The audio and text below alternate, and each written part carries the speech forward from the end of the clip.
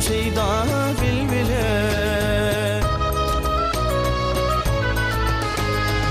aşık bolmuşam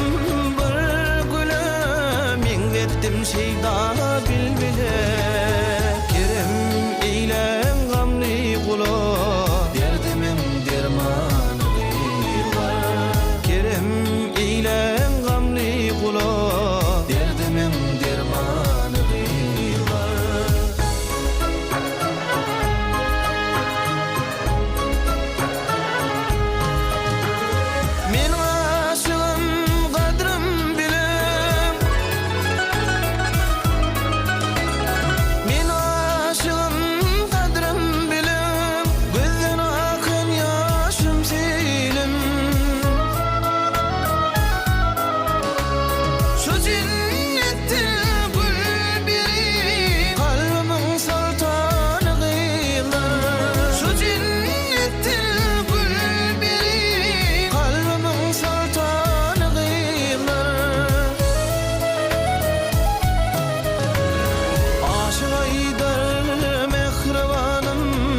hasretinden köydü canım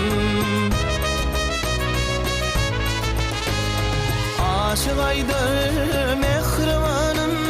hasretinden köydü canım geçtin ah efkanım o kalbimin sultanı geçtin ah efkanım o kalbimin sultanı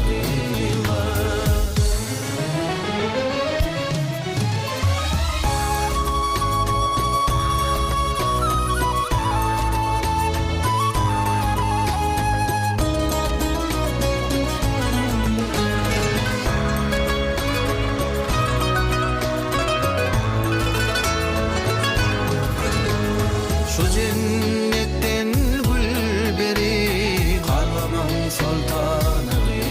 var şu cennetten gül beri kalbimin sultanı var